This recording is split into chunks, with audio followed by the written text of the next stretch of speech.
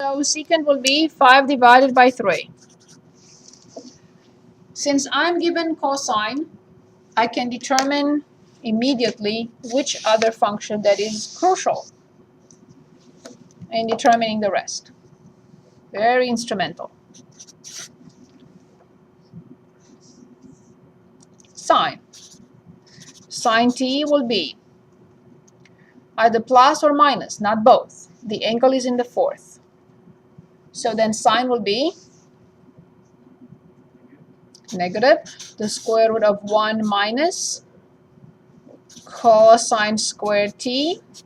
So negative the square root of 1 minus, when I square cosine, which is 3/5, what do I get?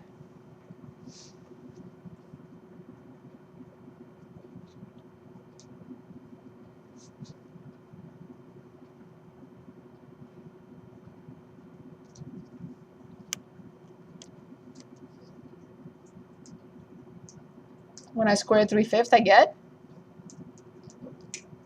0.36. 0.26. when I square 3/5, I get 9/25. Very good. Minus.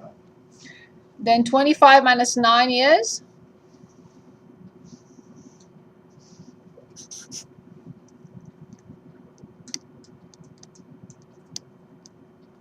25 minus 9 is 16/25. So then this is negative.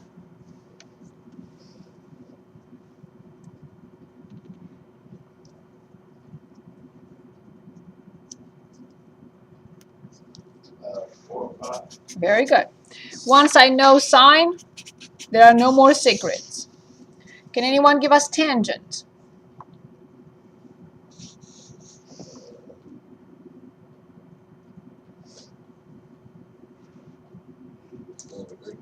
Negative 4/3. Cotangent, please.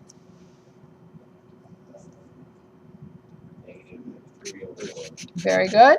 And finally, cosecant. Perfect. Awesome. Well done. Okay. Problem 11.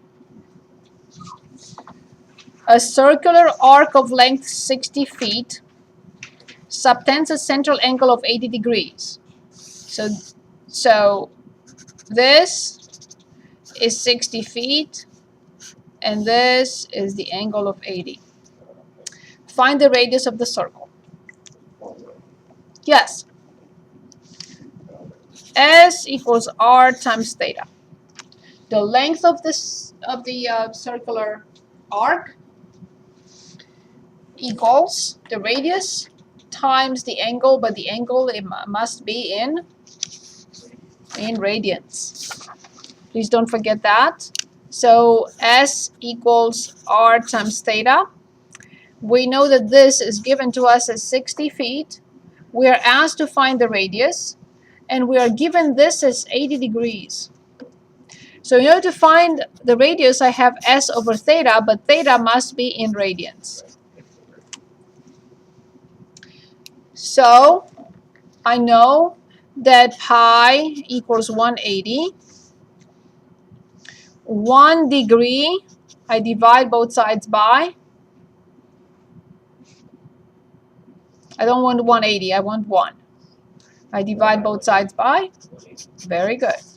So all I have to write is that R equals 60 divided by pi over 180. Or R equals 60 times 180 over pi, because when I divide by a fraction, I have to flip the fraction. So 60 times 180. 60 times 180. And I divide by pi. Isn't the angle 80 degrees now? I forgot to multiply by 80, of course. So it's 80 here. So it's 80 pi. Thank you. So I divide by 80. Thank you. So the radius is roughly 43.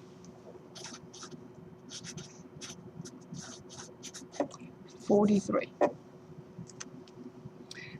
Since 60 was given in feet, 43 is in feet.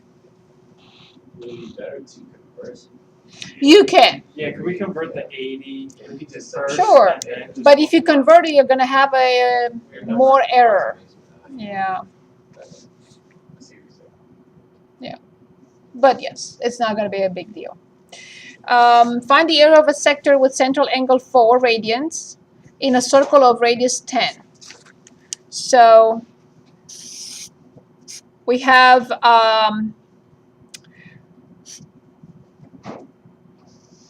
so 4 times 6 to 40. So this is roughly 4 radians. So we are asked to find the area, knowing that the radius is 10 meters. So now the area is 1/2 r squared times theta. I don't have to change theta because it's given in radians.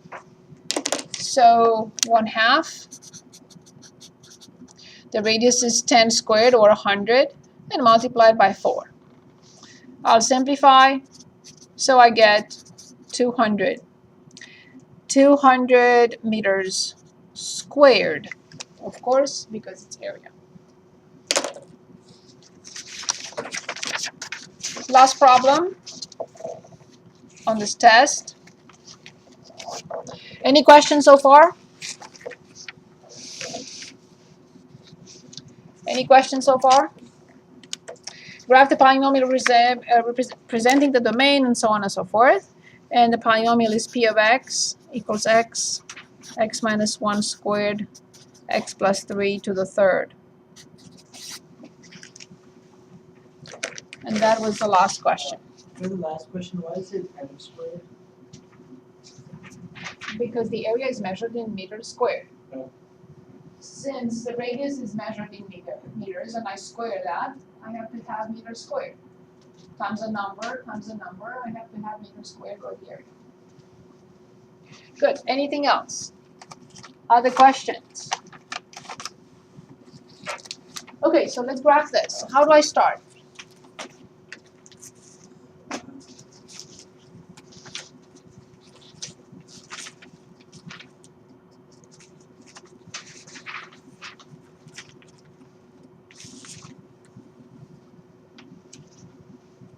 You get the X-Intercepts. Say again? You get the X-Intercepts. Yes, so we'll get the chart going. That's just another half a minute question. Fair. So this is what I would do. I would start the chart, get the chart going, put all the information in there. Of course, it's a polynomial function. It has to be defined everywhere. And yes, I need to identify the degree. What is the degree of this function? 6. Yes, 3 here, 2 here, 1 here. Degree 6. What is the maximum possible number of turns for this function? 5. Max possible number of turns. It doesn't have to turn 5 times, but it cannot turn more than 5. Okay. So, can you please give me those 6 solutions? So, X-intercepts. Very good. X equals 0 how many times? So, multiplicity 1. What will that mean for the function? What will the function do there when the multiplicity is 1?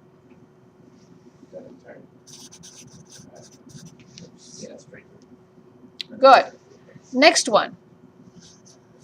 X equals 1, how many times? 2, Good. What happens at 1? Always think in terms of the linear function and quadratic function, and then you will remember what happens there. down to the turn. Exactly. And then the other 3 are x equals? 3. X equals -3, yes. Multiplicity 3, so -3, 0. What happens at -3? With a multiplicity 3. Think in terms of x cubed. Yeah, but I don't know if that's cool. That's okay. So it's a cross, but I'll say flat or slow or whatever you want to write. It doesn't matter. Since the degree is 6, what type of end behavior will this function have? Will it have something like this? Same way. No. Or some, Yeah. exactly, because that's what x squared does. Right. And that's what x to the 6 will do. Very good. What is the leading coefficient? That because the leading coefficient, remember x squared is this, negative x squared is this. Right. So what is the end behavior for this function? Positive.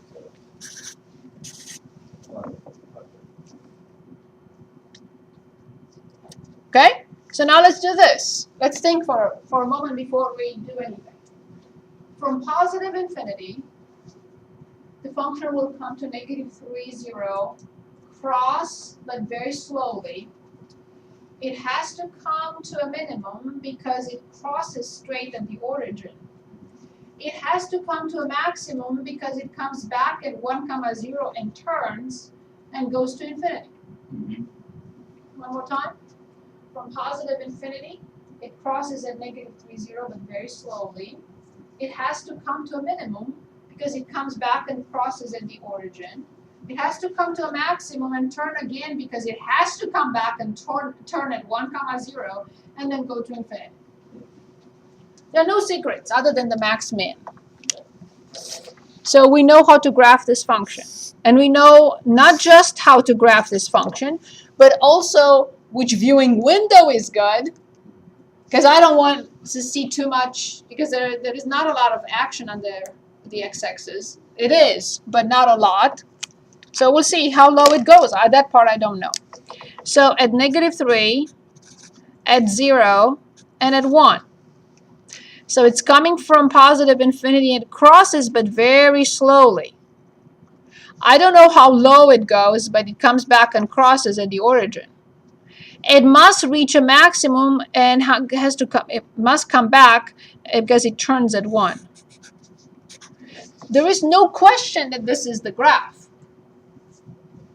of our P of x. What I don't know is this, how low this point is and how high this point is.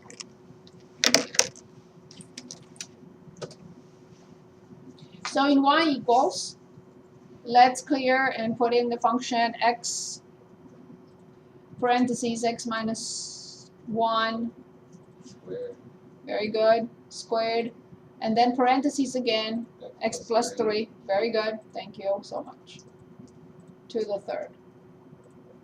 Remember, polynomial functions are continuous, smooth functions. I don't want to see horizontal asymptotes, vertical asymptotes, slant asymptotes, right? None of that. Okay, perfect.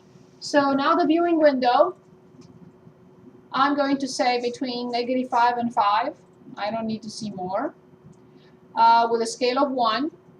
I don't know how low. I have this feature here that shows me that negative 6 is not going to work. So let's say negative 20. To y maximum, I'm going to say 10. And with a scale of 4. It's not good enough because I don't see the minimum, and if I don't see the minimum, the calculator will not give me the minimum. Right. So I was wrong when I said, oh, there is not much action underneath. Well, I should have not said that because I really don't know how low it goes. I think it's 35. Okay, very good. So let's put negative 40 in that case. And press graph. So as we expected, it crosses slowly at negative 3. It reaches a minimum. It crosses straight at the origin. Has to reach a maximum again because it has to come back and turn at 1 and goes up to infinity. So I need to determine the minimum between negative 3 and 0. Second in calc. I want the minimum between negative 3 and 0 and press enter. And it gives us negative 1.24. I'll put in the chart, negative 1.24. And the minimum is negative 33.92. And now the other one, between 0 and 1. Second in calc. This time I want a maximum, which is 4, between 0 and 1. And I don't want to guess. It's at x equals 0.4, 5.66. 0.4, 5.66. And now I absolutely know everything about this function.